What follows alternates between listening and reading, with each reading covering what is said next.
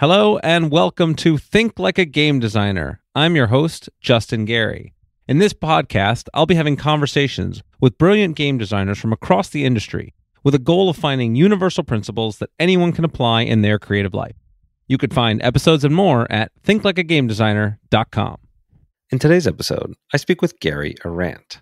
Now, Gary is a designer you may not have heard of, but you should have, because he has worked on pretty much every single game that I have ever released.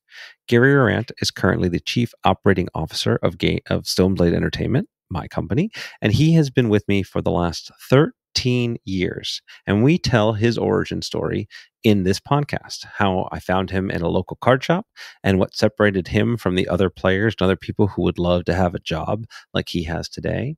We talk about the growth of him going from a junior designer to a senior designer to head of R&D to running an entire company and taking on all the different aspects of the business and running operations, helping manage all different processes, art, graphics, everything. And so he really has a full breadth of experience, and he's been able to help develop and improve our processes. We talk about the exciting new Shards of Infinity Kickstarter that's going to be coming out soon. That can be found at shardsofInfinity.com. We're building a brand new version of this game. He co-lead designed that with me back when we originally created it, and we talk a lot about that process, what separates it from other deck building games, and how it's evolved over the years. And we talk about a really important process that we've adopted at Stoneblade Entertainment about how we generate and challenge assumptions about our games and projects. And I really think this has been incredible technological advance from the way we thought about these processes before. And I think it applies to any creative field, any project that you're working on, really trying to make your assumptions as explicit as possible and how you should think about them and how you should test them. And so we dig into that as well as a lot of other pieces. Gary is a brilliant designer, a great leader, and he's one of the people that lets me be able to do everything that I do, right? I'm the more public-facing person, so I get a lot of credit, but Gary does a ton of the work behind the scenes, and so it's my honor to be able to finally get a chance to share him with you on the podcast. So without any further ado, here is Gary Arant.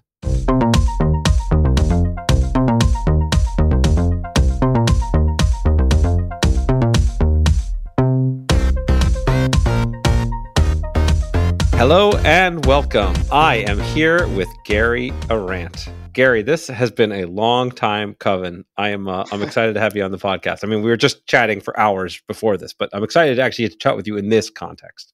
Yeah, we spend hours almost every single day speaking to one another, but we've never done so under the guise of a podcast.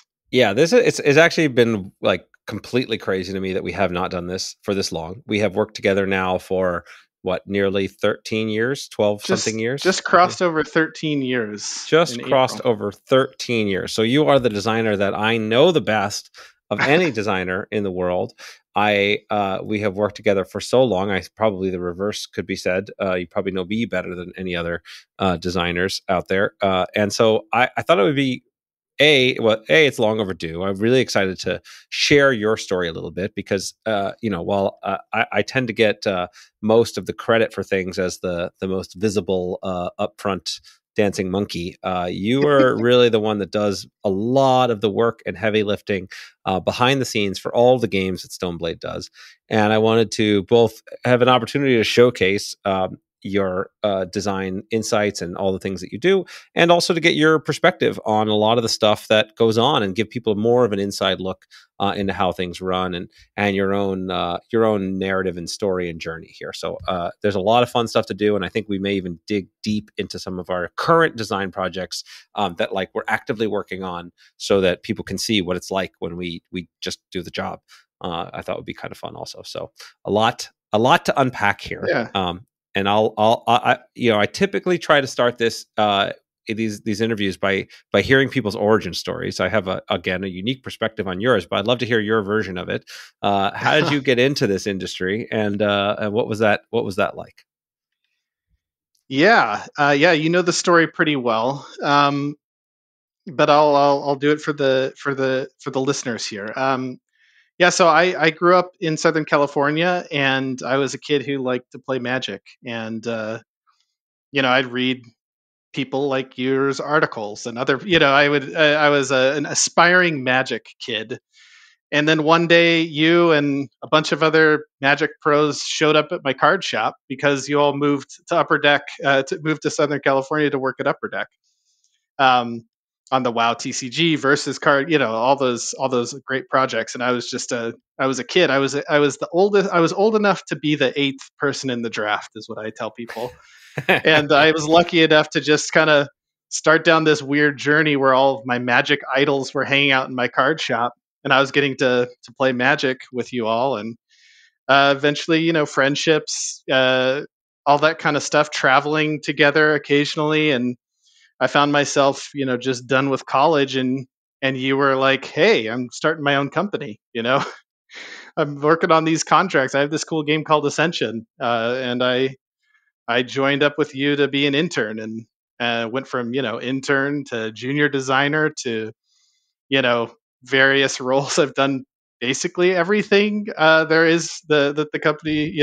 I've had my hands at just about everything at this point. Yeah, that's the quick story there. Yeah, and so now your title now is just as Chief Operating Officer, which is a kind of catch-all in many ways to handle all aspects of the business, as you mentioned. I mean, you head the R&D team, you help manage our the connections between that and our production of all of our physical goods, and in relationships with printers and relationships with our distributors and sales, and really as a kind of person that can have a hand in pretty much everything, and an insight into everything. You're the person I rely on the most by far on a day-to-day basis, and it's been amazing. And I want to, the kind of version of the story as you tell it is, hey, I just happened to be hanging out at the card shop, and all these guys showed up, and hey, look at me now.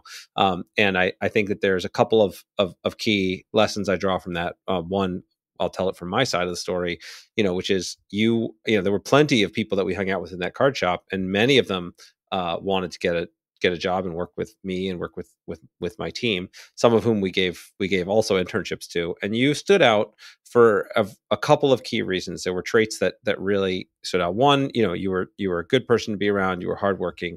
You did what you said you were going to do, and would not rest until it got done. And that's, it's kind of a real just baseline trait. And the other thing that really stuck out to me in those meetings, and it's very common for designers, especially new designers, but really everybody, to just kind of like shout out their opinion just to kind of be heard. Lots of people in a room will say things because they think blah. And you really struck out to me because you spent a lot more time listening than talking. And I think that's just a very rare, precious skill. And then you would listen. And then when a meeting was done or something, you would ask questions and try to understand. And then when you did have insights and you did have things to add, they were always really sharp, really powerful insights that helped move us forward.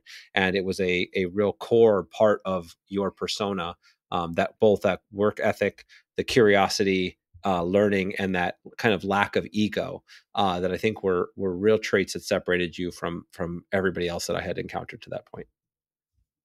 Yeah, I appreciate that. Yeah, I think for whatever reason, I think you could explain it in a variety of different ways, but I've never, for whatever reason, had trouble kind of admitting when I don't know something, and wanting to learn. And I think maybe it was something about my family growing up, or who knows, right? Like there's you don't always know exactly why your personality ticks certain ways, but even though I'm a person who, as I take pride in what I do, and I actually, when I do something wrong or we mess up, like I'm maybe even too hard on myself.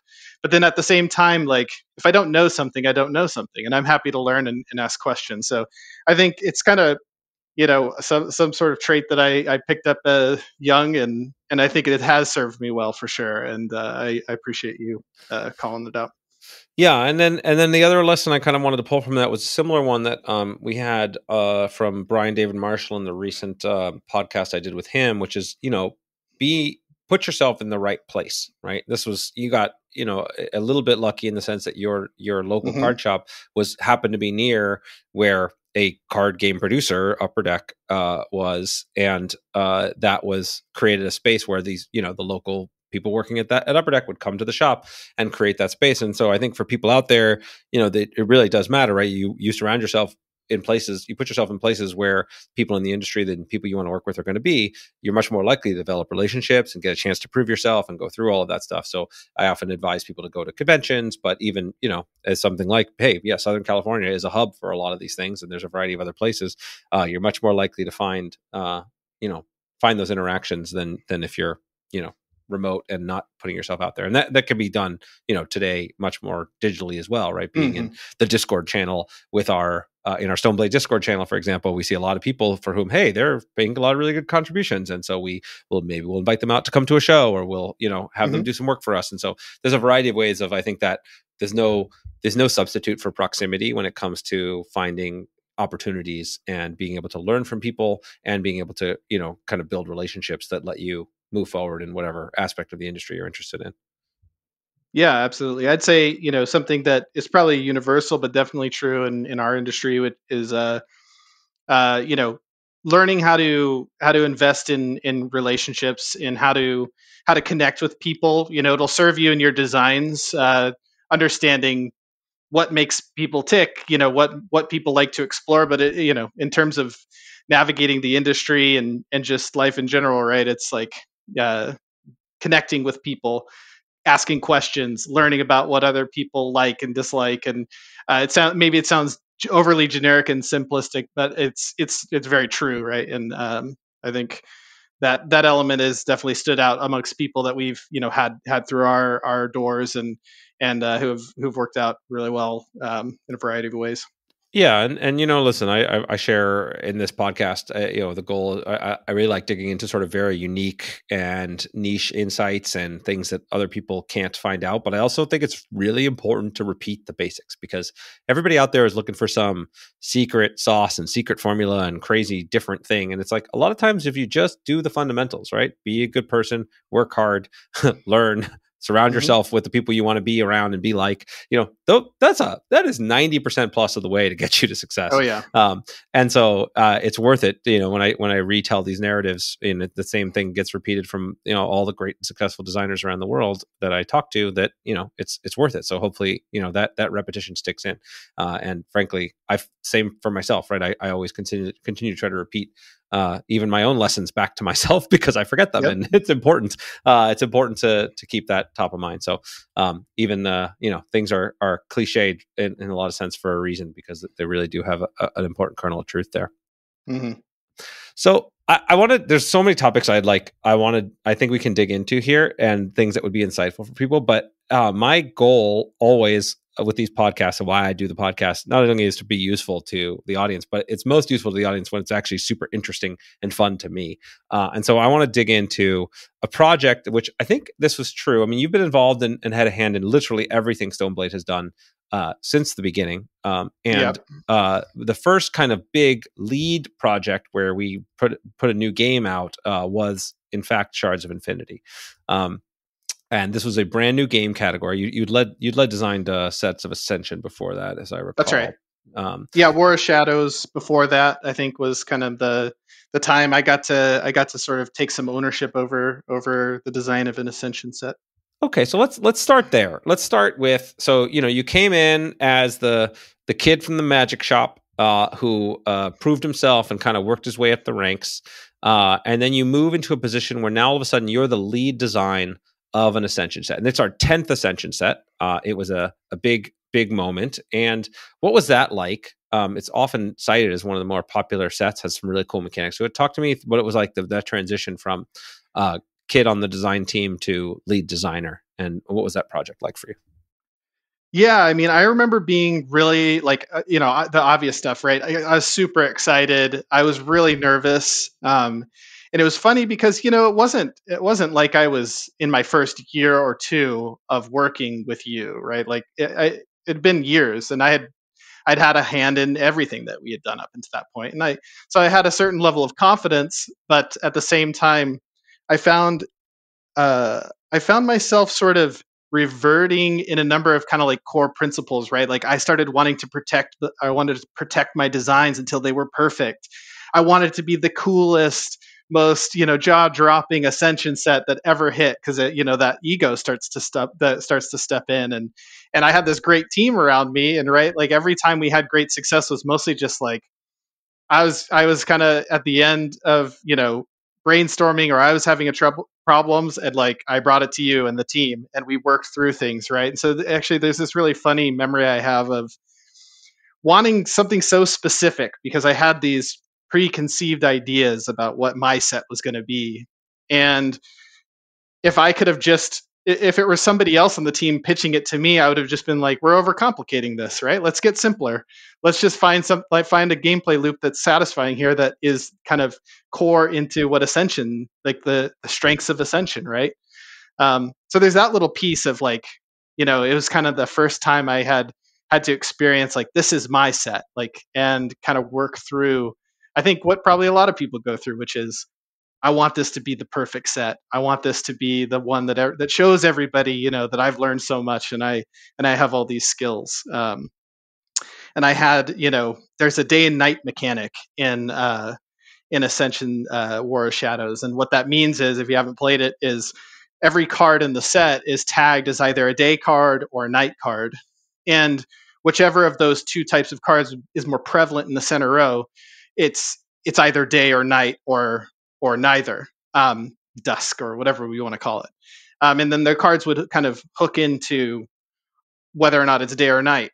And that was the final thing, right? But before, I had this extra deck of cards that was trying to tell stories and flipping from turn to turn to change whether it was day or night. And there was this kind of big bad monster that was doing things, right? I had this cool story in my mind of this amazing mechanic I was going to show and bring to the game. And then I think it was you, or maybe it was Ben Lundquist at the time, kind of, we were like, let's put this into the center deck. And we kind of evolved from there. Maybe I don't need to go into all the details, but like the big takeaway was like, simplify, also like just focus on the job and the essentials, right? In designing a good game, and leave the ego, to the side, was kind of the big takeaways. Yeah, those are great lessons, and I remember going through the exact same thing when I did my first lead design, and when it was the Versus System Infinite Crisis set, and there was so many cool little tricks and interactions and clever things that I wanted to fit in there, and I fought for them, and sometimes I succeeded for the worse of the game, and I look back and it's just trying too hard to like prove how clever I was rather than doing what serves the game itself. And it's a really important lesson to drive home. And when it comes to Ascension, I've talked about this on the podcast before, but at the heart of it is this tension around the center row, right? Like, how do you evaluate the cards in the center row relative to what you need, relative to what your opponent needs, relative to how your resources and your strategy is shaping up? And I think that the light and dark mechanic that came out of War of Shadows, where if the majority of the cards in the center row are light cards, then it's day, and if the majority of the center row cards are night cards, then it's night, or dark cards, then it's night, and certain cards trigger off being day and night being more powerful, suddenly created this whole other interesting axes to care about when you're buying cards. Like, maybe I don't want to buy the card that's necessarily good for me because my deck is a day deck, so I actually want to pull more night cards out so that those cards are more powerful. It's just like fascinating, really cool new axes that adds to the core tension of the game. So it was a really great design, great system that turned out. I think it was a real winner, in my opinion, of our many expansions. The context of what your deck, of what deck you're building, and what deck your opponents who you're competing against are building, right? Like, there's a lot of things that the game does to make you consider certain cards over others. But the day and night in particular was so unique from game to game because of this just extra little thin layer on top of, well, normally I wouldn't buy this card in this type of deck, but I'm going to have to figure this out because it's really advantageous for me to change the board over tonight, or get me further entrenched into this day board that I really want to keep from turn to turn. And then in that way, it sort of forced some creativity, some variety, some, just figuring out new card combos that maybe wouldn't be the most natural pairs, from game to game. Was really fun. Yeah. So I think that it was a great exercise for us as we were exploring the bounds of what we could do with Ascension. And we're still, maybe we've made 16 different standalone Ascension expansions and tons of cool promos and content. And then, and this kind of leads us into the origin stories of Shards of Infinity. And we definitely have not talked about it as much on this podcast. And so I think digging into that origin, why did we make Shards of Infinity? How did it come about? I think would be good to tell that story. What is it? And then we can talk about what's coming up for Shards of Infinity. Yeah. Shards of Infinity is still one of my most proud kind of accomplishments in, this long time that we've been working together. You and I, we co-led designed, we lead designed that game. It was outside of Ascension, but I got to take a lot of my lessons from working on so many deck building games and kind of shift things around a little bit and try something a little bit new, because Shards of Infinity is a deck building game that, where you're kind of producing this resource to fight your opponent and try to hit their life, down to zero, similar to Star Realms and Hero Realms and a handful of other games in the genre now. Yeah, and so it was really an exercise for us. And okay, we love making games in Ascension, but we always have to play kind of within the Ascension universe and within the rules of Ascension. And what would it be like if we were able to start from scratch with everything we learned, not have any of the restrictions or, the kind of burden of a decade of Ascension? What does it look like, and how would we build it? And Shards of Infinity kind of came out of that, and it was a much more aggressive and fast-paced version of the game. And I think the mechanic that I was most proud of from that is the mastery mechanic. Do you want to describe that a little bit, and anything you remember about where that came from? Yeah. It's so it's kind of, there's a lot of twists and turns, because in the early phases of designing the game, we had a lot of cool concepts that were like, well, maybe this should be a main part of this new deck building game, right? Like this concept of a draft deck, that you would actually have a secret set of cards that nobody could know that you had. So similar to Dreamscape, if you're super familiar with our Ascension stuff. So the Dreamscape, you'd start the game, you'd draft these cards, and you could have access to them. Sometimes they were like one-off effects or big heroes. So we had some similar stuff like that in Shards, because we just really loved that mechanic. And actually, we used what we called at the time tech, which was a non-purchasing resource, non-fighting resource. It was a third thing that you could accrue and build up over time to unlock your draft cards. And some draft cards would not unlock until you had 20 tech.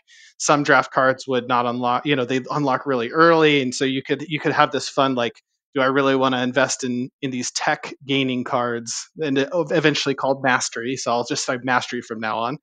How much mastery you were going to accrue, because you had to buy specific cards to get mastery, and it wasn't necessarily attacking your opponent. So there's this kind of like long-term strategy of, if I get mastery and I level up my mastery, I'll gain access to these really big, powerful effects. Or maybe I just ignore it and try to win quickly, right? It created this kind of cool dichotomy within the game. But it started off as a draft mechanic, and then we ended up ditching that because whatever, is a bunch of extra cards. It was a setup process, and we discovered that even when we had the draft deck, it was cool if we had some mastery thresholds in the main cards, because you're investing in mastery. Sometimes it's fun to have these aspirational cards that kind of level up over time.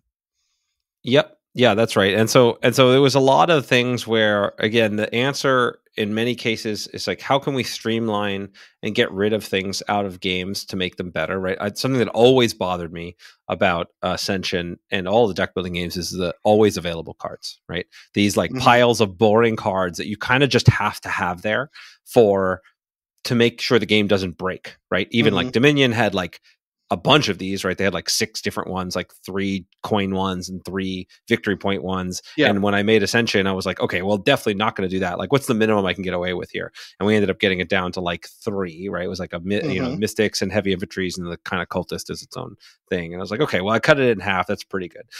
And for Shards, one of my goals anyway was like, let's get rid. What would it look like to get rid of that entirely? Can we have none of these stupid, boring, like, necessary evils of always available cards? And the idea of a mastery track that, okay, any turn I can spend an extra resource to increase my mastery, and then that would therefore make my starting cards better in addition to other available cards better, which could increase my net resources, which could let me overcome a bad center row or the increasers. Was very exciting for me. So it's just even faster to set the game up, faster to play, less boring choices. And then it had this really interesting, as you mentioned, this kind of progression tension of, am I going to spend my resources on buying more cards for my deck, which is more traditional, or am I going to spend my resources to increase the net power of all the cards potentially by scaling up my mastery and moving that forward? And so it's a very really cool tension and a lot of great design space that comes out of it, including we could be a lot more, the game is ostensibly about you attacking your opponents and protecting your own health, and typically in those kinds of games you have to be very, very careful around life gain, because if you have too much health healing and life gain and the game is all about dealing damage and winning via damage, you could have a game that stalls out and never ends. And because Shards of Infinity, whenever you get up to 30 mastery, there's a card in your starting deck, the Infinity Shard, that does infinite damage. At a certain point, the game is guaranteed to move to a conclusion. So we could let some pretty cool, powerful, life-gaining cards enter the field. And if you notice your opponent's getting a lot of those, then you could just race to mastery and counter them. So it creates this a lot more interesting design space, a lot more of the heart of what I think makes deck building games great and drafting games, a lot of games of these types, where it's my opponent's decisions dramatically impact what types of decisions I'm going to make on my turn and vice versa. And the more that tension is there and I'm able to play in that space, the more fun I think these games are, especially on repeat play over time. Yeah. I just remember every time we added more of the mastery, mastery kicker or mastery level up cards in the deck, the more we would just on the fly, we'd be coming up with so many cool designs, a simple character that stays in play that, makes 2 power a turn for you to attack your opponent with. At 20 mastery, he doubles your power every single turn, right? But it's hard to get to 20 mastery. So these just really wonderful, clean designs that don't overcomplicate 99% of the games they're in, create an aspirational card that could easily be anybody's favorite card that they're trying to go for, just about every time they see it, because it really resonates with them and it's really splashy. Right. And so that duality of designs of, this is a simple design, but it has this aspirational piece at the end. Every time we added more of that stuff, we were I think we actually at the end had to pull back, even because we're oh, this is so fun. I want more of these cards everywhere. I want to explore every threshold. I want 5 mastery thresholds. I want 10, 12, and we just were going crazy with it. And I remember even coming into work one day and you, the look on your face, I knew you had something awesome. And you were you showed me the idea of the Infinity Shard, right? The starting card in your deck that at some mastery level would literally gain infinite power and win you the game. I was that's so cool. To have a starting card that's supposed to be the basic stuff that you don't even care about be this ultimate power, and it led to the story of the game. It was there was so much cool stuff that came from the mastery track. It was a lot of fun working on it. I remember we'd have to stop ourselves from playing Shards of Infinity because we would play it for hours while we were working on it. Yeah, I think there's no question. If of any game we've ever made, I think I've ever made in my entire career, Shards is the one I'm most happy to just sit down and play.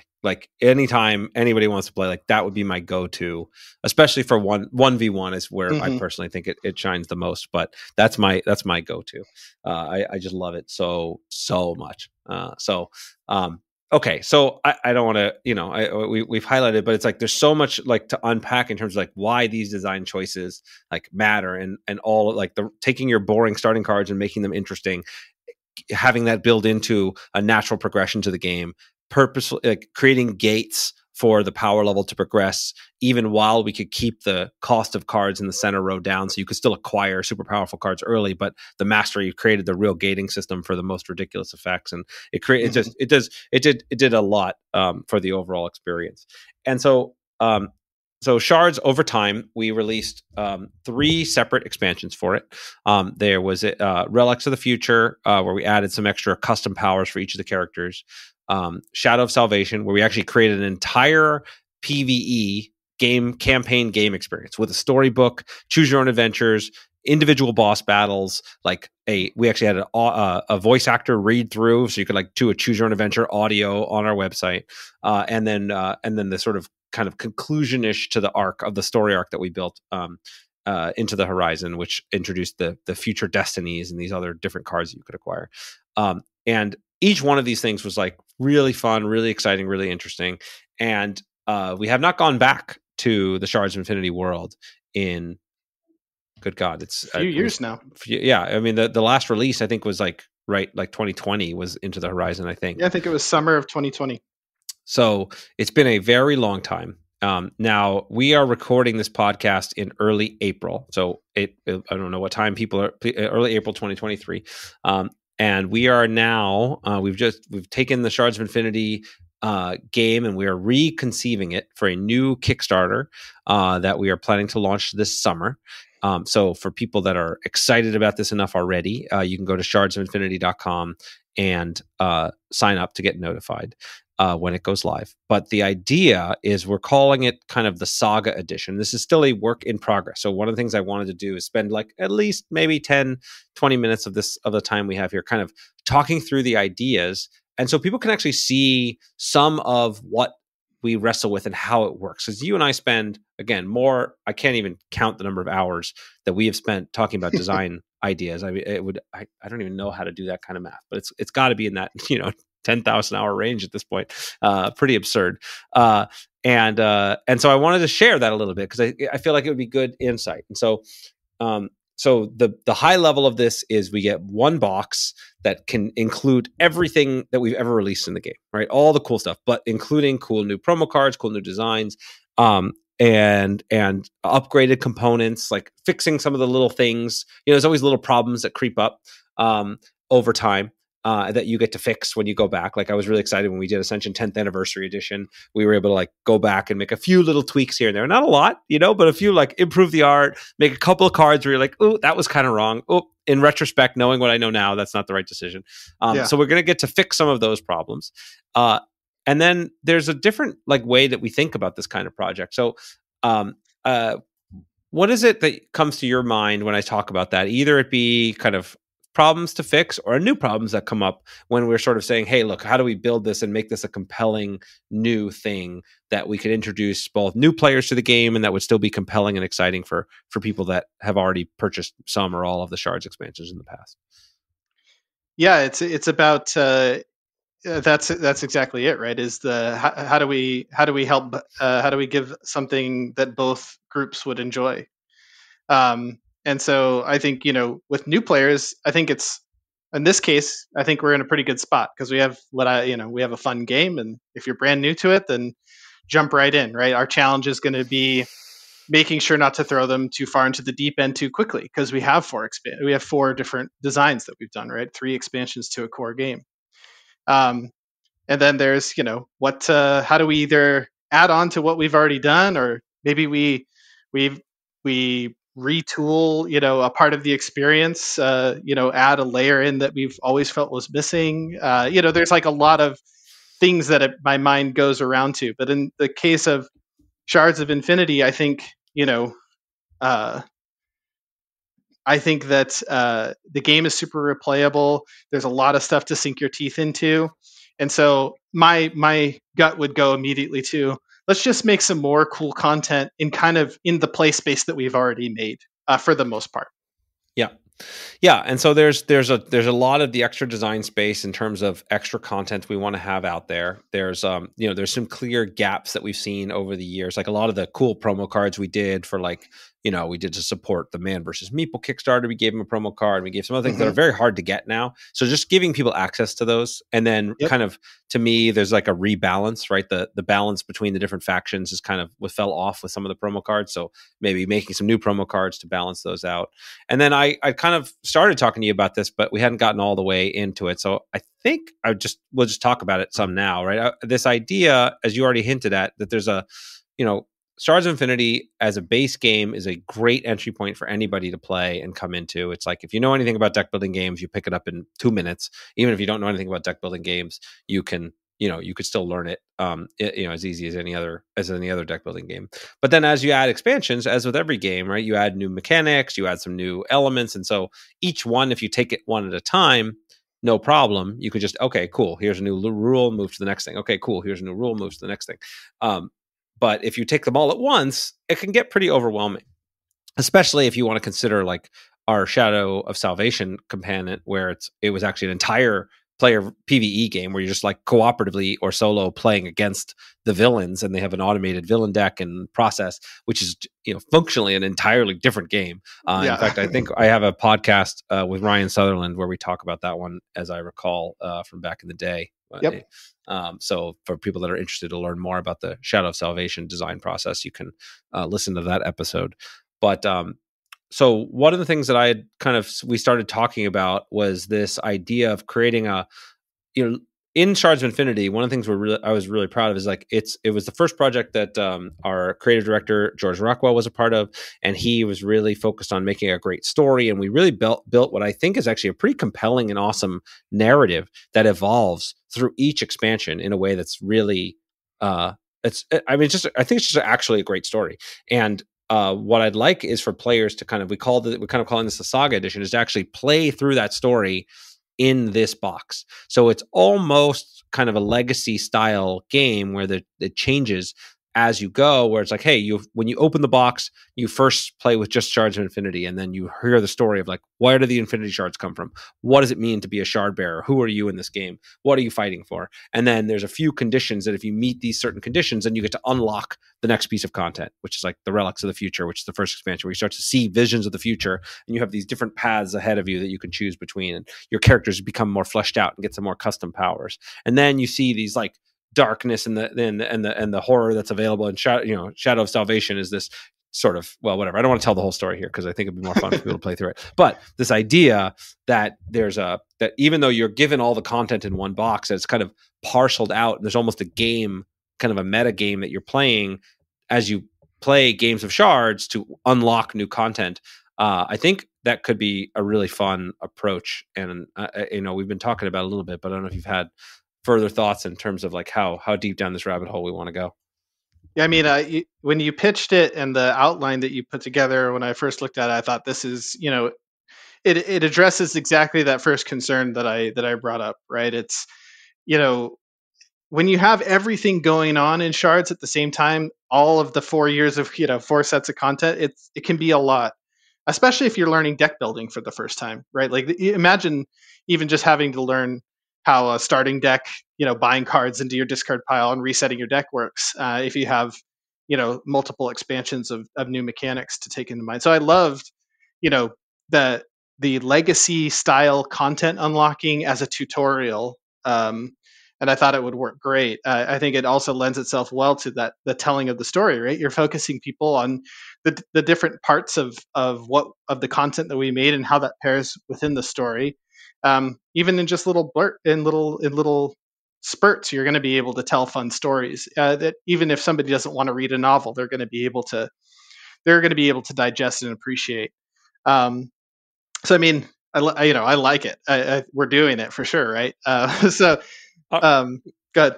Okay, yeah. Well, so all right. So we've got kind of an outline for this, and it's a great way for us to repackage 4 sets of content with some new content thrown in, and make it more fun and engaging, and tell the story, and have it be like a unfolding of the narrative and unfolding of the game's complexity and the experience. And of course, people who already know the game and want to jump straight into the deep end, they can. But the hope is that by playing through it this way and having some interesting, fun, different ways that it can unlock and multiple ways that the game can develop, that'll be interesting. So let's jump into something we've not talked about ever. Okay. Which just occurred to me, so it'll be more fun because it seems like we agree too much already at this point for this to be interesting for our audience. Let's say we want to do the same thing for Ascension. We just got as Stoneblade, we just got all of our brands kind of back in house, and we've got the 10th anniversary edition. Always, that's our kind of the core of the game. It's always going to be there. And then we have 15 other expansions that it's a lot, right? Somebody's going to pick up Ascension set 12 or 10 or whatever, right? You can get them all in the app right now, very cheap, and it's playable. Some people have them all, but realistically, we can't keep them all in print. forever. There's so much content there. Is there a design or concept that's kind of like what we talked about with Shards that could be a new cool way for reintroducing or helping build a collection of Ascension stuff? So just kind of throwing this out there as a new design challenge for you live on air. Yeah, I mean, it's a really cool concept. One thing that I'd like to introduce potentially is a, you know, like maybe like, okay, so sorry, I'm getting ahead of myself. So when we're talking about like legacy style content, and we don't have to be, right? So maybe I'm stuck too much in the frame, but there's a couple things, right? It's gating content, it's pacing you, and then there's also like your choices sort of impact you feel like you've had an impact on what happens, right? That's the other kind of concept here. And so for whatever reason, my mind would go to, there's so much Ascension stuff that I feel like we could do more of a variety of things and make it more about an actual legacy experience. Because with Shards, you know, it's about that Saga edition. It's about making sure that like a very set amount of content is like digestible for people. With Ascension, I feel like we could go a different direction and possibly make more of a classic style legacy game. Yeah, so to riff off of that here, so it's in a sense with Shards, there's a clear narrative, there's a clear story we want to tell, and at the end we can give you all the content, and that's like a comprehensible thing. With Ascension, there's actually, you know, several different Ascension story arcs that have progressed over the years. Trying to tell them all in one box, or let alone including all the cards, is completely ridiculous. Right. But since we have so much content, we could kind of reuse a lot of it in a way that says, okay, maybe not every pack is the same, and you can, you know, the choices you make, maybe you end up going to the pirate realm and unlocking, you know, some Curse of the Golden Isles, or maybe you end up, you know, deciding to explore the Valley of the Ancients and start getting some access to some of that content. And so there'd be different ways that, like, okay, depending upon what you do, certain pieces or new rules or elements would then get unlocked. Something like that. Yeah, that's what I was kind of thinking. Is we probably have, you know, at least 4 or 5 different stories, different kind of adventures that we could take people on with the existing content of Ascension, or we could use those mechanics as a framework to make new kind of more legacy focused sets of Ascension. Is another cool thought of not necessarily taking old Dreamscape cards or Delirium cards and taking you to the Dreamscape, but, you know, kind of leaning into people's kind of history with those mechanics and those sets, and telling brand new stories. With Ascension, there's just so much to pull from. Yeah. Well, and there's another version of this that, instead of like kind of locking into this legacy frame, which again I think we defined already, but just in case we hadn't, right? So legacy games typically are those where your decisions will permanently impact the game, and how you play it will permanently impact the game going forward. And we've talked about those a lot in previous episodes of the podcast. But I think one of the things we'd also kind of bounce around over the years is the idea of a kind of custom cube of Ascension, right? This idea that we would have a center deck that was available. Maybe it's random, you know, you're not sure exactly what you're going to get, where you could just buy it and it would come with, you know, maybe a few different segments of cards from different sets, right? So you need to chunk them together, because the mechanics, a lot of the Ascension mechanics, you know, require a certain threshold of cards to be cohesive, to care about what's going on, that they could mix and match in ways that might be interesting for people to discover our old content, not necessarily presented in the same way, but with a new twist. Yeah. I love the idea of making these cubes of, you know, every cube is different, or there's a multitude of different possibilities. Maybe stealing a little bit from all that we've learned with SolForge Fusion and our algorithmically generated content with that game. Certainly is an exciting prospect with Ascension. Yeah, there's a lot of really fun things to do. So, you know, for those out there that are Ascension fans or Shards of Infinity fans, and these ideas kind of resonate with you, message us. Let us know what you think, because Shards is coming. By the time you hear this, very soon, and we'll have made most of the decisions that we need to make, but it will you will be able to be involved in helping finalize it through the Kickstarter. The Ascension ideas we're talking about are still in the works and very raw, so would love to hear from designers out there that think they've got ideas for what we should be doing and what the future of Ascension should look like, because it's a lot of fun. We just finished Ascension Tactics Inferno, and we've done a lot of really fun different directions, and we have some ideas for new Ascension content, but I really do think finding interesting ways to take what we've made over the last 13 years and find other ways to present it and bring it to players, especially new players that are coming to the game now, I think would be really cool. So, okay, cool. Well, hopefully people found that interesting, to be able to kind of just see how we think through these kinds of challenges and different designs. And I wanted to also shift gears to something that has evolved a lot since I wrote my book and since we have been working together. And you've really helped to drive this forward in terms of our process of how we make games and how we handle the kind of ideas and assumptions that we use in creating products.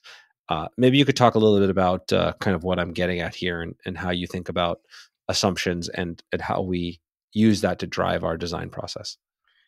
Yeah, and specifically for practical purposes, when we're talking about it, right? It's in the setting of a team that's contributing, across the departments and working on the same, on a game, right? And we talk about it in terms of assumptions that we're making, assumptions that people might have, and another way of saying that is kind of just what do we think this product or this project or this game is going to be.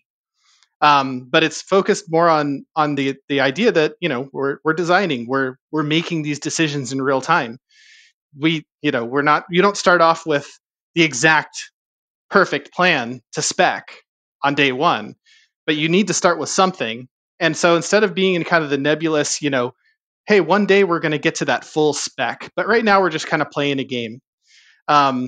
It's like the idea is to, as quickly as you can, across your entire team that you're working together with, outline every possible assumption that you can about the project as we know it, whether that be game design related, whether that be types of things that we're going to market about the game, or components that we're going to have, or art styles, right? Like, you can start somewhere and put something down onto a paper, even if it's going to be iterated on or rejected or whatever. You're still, like, there's a lot of power in somebody putting down their assumptions of what they think should be done or what they assume will be done, so that you can actually start having conversations and working through things, right? Proposing solutions rather than waiting for us to find problems later.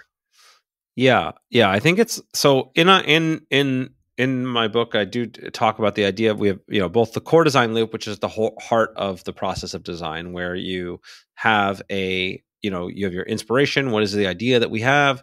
You create the frame, you create the parameters that you're going to work within. You brainstorm ideas, you prototype something as quickly as you can, test it, learn from it, right? And the goal of each of those loops is to actually and this is the thing that you've made more explicit, is like to validate or reject your assumptions. And at the beginning of the process, they're very fuzzy, broad. Like, I think it'd be kind of fun if there was a deck building game where you attacked your opponents and had some kind of way to level up, right? Like, okay, cool. What does that look like? Who knows, right? And then you get more and more refined as you go down, and you're saying, okay, I think this game is going to appeal to specifically people who like Magic but don't want to get as involved in investing in that kind of game, or people who are tired of playing Dominion and want to try something new, or whatever the different audiences and types of people that you think are going to enjoy this. And then it gets down to the nitty gritty of like assumptions, like, okay, I think this card should cost 7, not 6, or whatever, right at the very end of the process. And that idea of having these assumptions as much as possible be completely explicit upfront for whatever you can, surface them as much as you can, debate them, challenge them. Even if you mentioned this in the context of a team, which I think is really valuable because it helps everybody to get on the same page quickly. And surface where they're not, so you can really target those areas.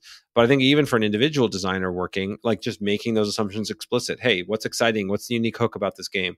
Who is my target audience for this game? how long do I think this game should take to play? What are the different elements to it? And then you know that many of those assumptions are going to be wrong, but your goal when you're going through each iteration of your testing loop or whatever your goals are for this week or this month or whatever can say, okay, I'm trying to see, like, let's validate this assumption or reject this assumption this week. As we're testing, focus on, is this part of the game really fun or not? Or can we make this work when, players have half the life total they did before or whatever? And I think that's just been a really powerful improvement in our process. Really just over the last couple of years, I think it's really been refined. So I wanted to kind of, and I think it's been great having you drive that. And as our teams get bigger and we have more projects to work on, knowing that there's always, kind of an assumptions document we can refer back to and say, okay, here were our assumptions last month. How far have we moved on those things? Because measuring progress on a game is very hard, right? It's a very fuzzy thing. It's not like, you're cranking out widgets at a factory. You're trying to, like, a game needs to be as fun as it can be. And at a certain point, it's good enough to ship. And everything in between, I had an idea and this is good enough to ship it's kind of, hard to differentiate a lot of the time. So we found this, I really give you a lot of credit for kind of fleshing out this system. And I think it's pretty powerful. So do you have any other kind of tips on this and thoughts of what's worked, what hasn't, or what might be good steps for people listening? Yeah, it definitely. I said it when I first started kind of speaking towards it. That in the context that we're talking about is individual stuff, but like the benefits are individual as well as collectively, right? Like there have been plenty of times where I was just racking my brain, and this is a tip, right? Like sit down and categorize the things that you're doing, whether it's departments that you're working with or parts of your game, elements of your engine, whatever. Break things out as kind of structure things out, and then I was trying to imagine going through the steps of finishing this project and having something, visualizing what it is at the end. What are the instructions printed on, like down to the detail. And the more stuff you can do like that, some of it will be obvious, but there'll oftentimes be things that you realize way sooner that you have a choice, right? Like, oh, there's an interesting choice here, or maybe there's an opportunity to go against something that we would assume here, right? Like you get too far into a project and maybe you can't make changes to certain kind of base assumptions anymore, right? So like the whole concept of it is to push yourself to identify the choices that you have. And it happens on an individual level as well as a collective, collaborative level. And another thing that happens all the time with it is somebody will say, I'll put down an assumption, and three people will be like, well, there's these different ways to do it better, or I can imagine this being done differently. And it's like just really powerful in that regard because it focuses people to iterate even kind of like asynchronously in this kind of sense. Yeah, and that's very valuable. And it's actually funny because we used to do this more often, and we haven't done it in a while. I think this is also another really powerful exercise, which is just a pure assumptions challenging exercise, where you go forward and you take every assumption you have about a project, even the ones that seem completely obvious to you, and then say, what if it was the opposite? What if this was definitely not true? And what would that turn into? What does that look like? And the number of times, sometimes it doesn't mean anything. You're like, okay, that doesn't make any sense, like whatever. But it's the number of times, I think pretty much every time we've gone through that exercise, we've surfaced some really clever idea or something really useful that's like, oh, wow, okay, we took this for granted and now we don't. And because we didn't, blah, blah, blah. And so I think that idea of like playing devil's advocate in general is a really powerful tool in any creative group, a kind of a positive form of challenging. But I think a explicit time that you carve out, which I feel like we should be doing again, at least quarterly, of like, all right, let's take a project we're working on and just completely, what does it look like if not, we just reject every single one of our surfaced assumptions. Really, really powerful. So just making these things explicit, part of the point why I bring this up is like just making these assumptions explicit is powerful in and of itself. You're not expecting them to be right. You're expecting it to be taking the unconscious and making it conscious.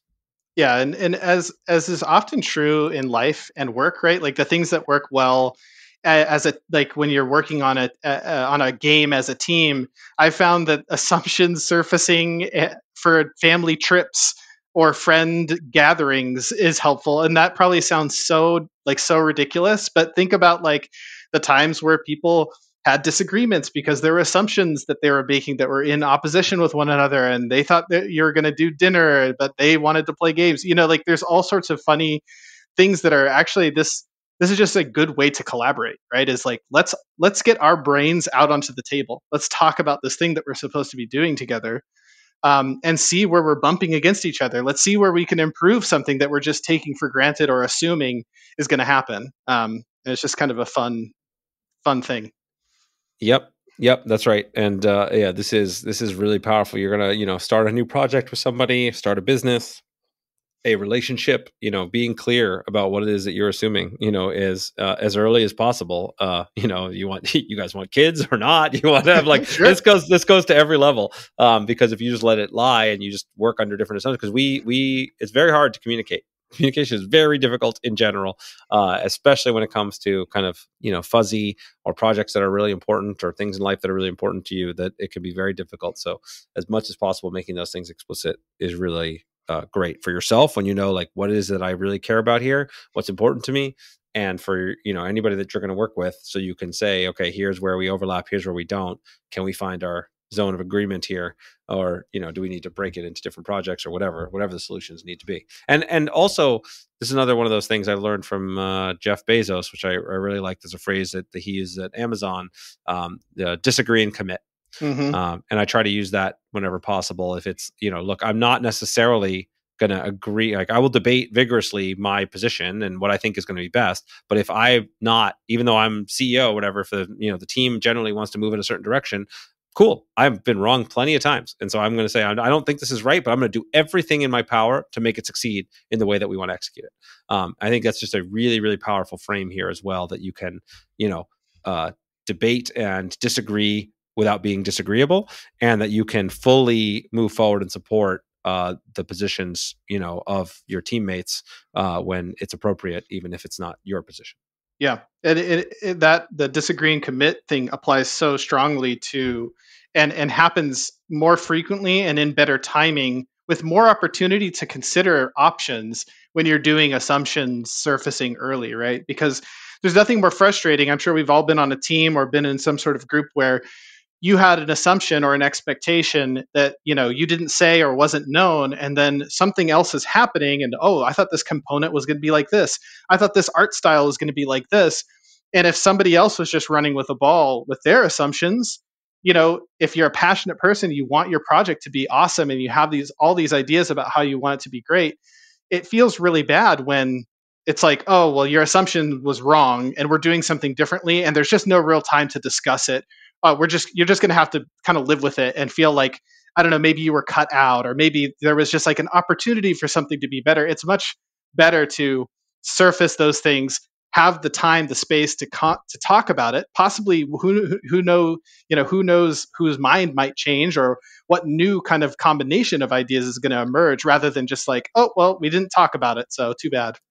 Right. Yeah. There's another thinker in the space I really like is Seth Godin, and he talks about this idea of thrashing early, right? That if you surface your assumptions and you disagree and you want to make radical changes, it's so much cheaper and easier to do it early in the process than late in the process, right? If you don't find out till after you've already done the graphic design and designed all the cards and moved into development, then it's like, oh no, actually this was not the project we wanted. It's like, okay, that is a disaster, right? You now have to scrap everything that you've done and redo it, and maybe months of work could be lost. But if you have that discussion up front, then okay, well maybe there's an hour of difficult debating back and forth, or you've lost a day of your initial scope and your outline, but then you can easily shift it and let that stuff go and get to a better place. And so this is just another huge value out of surfacing those assumptions, having those discussions early, and then and making sure you're focused on the right questions at the right time.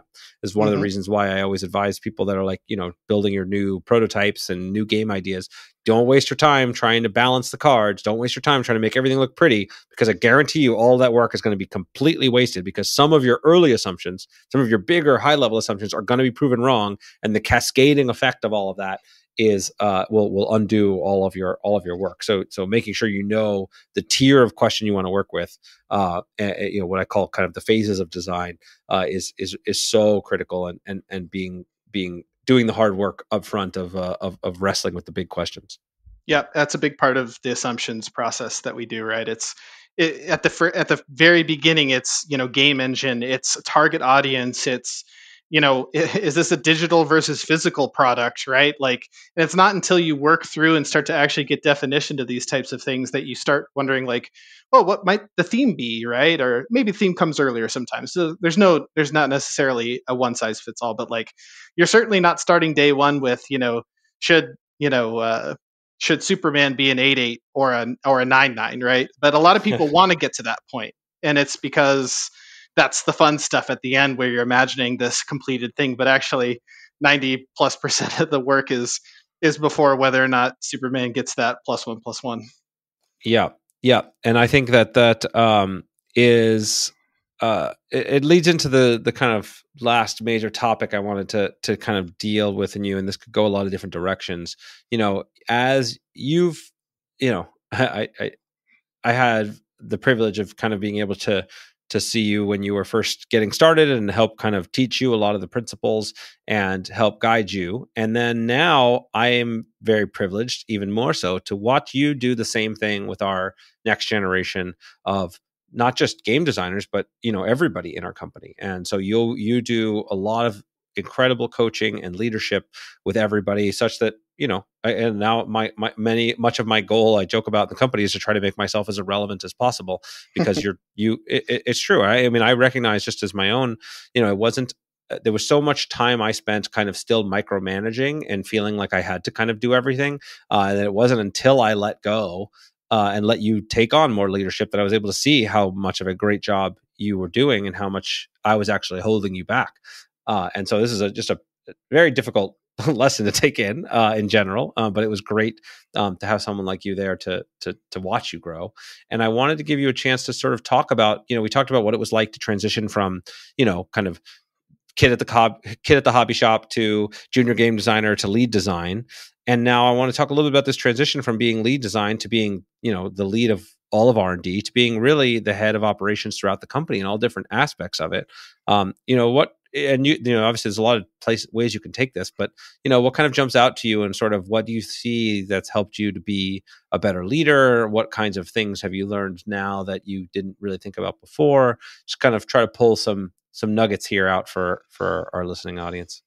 Yeah, there we could go a lot of different ways with it. And me, my gut reaction is going to be like, well, you tell me, because like I'm learning constantly, right? And we're both very problems focused people, right? So oftentimes the conversations that you and I are having, if you just listen from the outside, it's like, oh man, nothing's going well for those guys. And like in reality, we've had this incredible time together where sure, we've had plenty of failures, we had successes as well. And like, we're still working together 13 years in, right? So it can't be that bad. But if you listen to our conversations, right, it would be very like negative.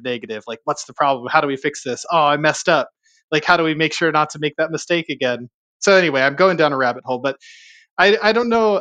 I don't have anything right off the cuff for what I've learned. That's a great one. That's a great one to surface on, right? So it's a this is absolutely true. It's true of both of our personalities. It's true of a lot of the personalities of people I know, especially that are entrepreneurs and people that are in business, that like you spend your time focused on what's wrong, because that's where your time is most profitably spent, in the sense like, okay, my job is to like solve new interesting problems. You said we're focused on the problems. I like to think we're focused on the solutions, but it is always what's wrong and how do we deal with it.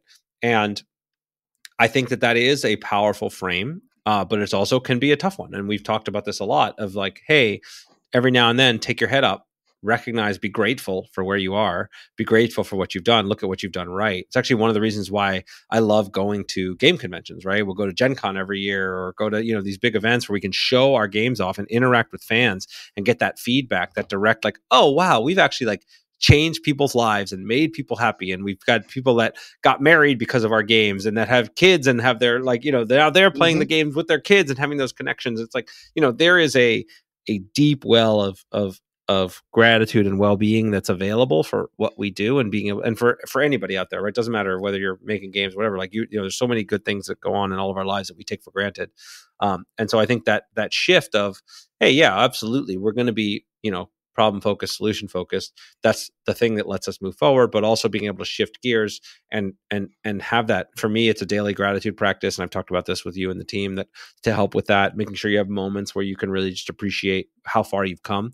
I have I have a list of both like accomplishments that I keep, of like all the things I've done that I've like really proud of. And I also have a list of problems that I've overcome, right? I mean, our company almost went bankrupt at one point. We had like a lot of very difficult challenges and, difficult employees and difficult, projects that failed and all that stuff. And the fact that we are now still here and have overcome that actually is a huge source of strength. I mean, whenever it's like a problem that we're dealing with, I can always think back like, okay, well, I've been through this before. In fact, I think that's maybe one of the best things about experience in design, more so than any specific lesson or tips and tricks. It's just that like, I have been in the dark forest enough. We have been in the dark forest enough together, where it's like, all right, I don't know how to get out, but I know that I've gotten out every other time. So I know I will find a way out.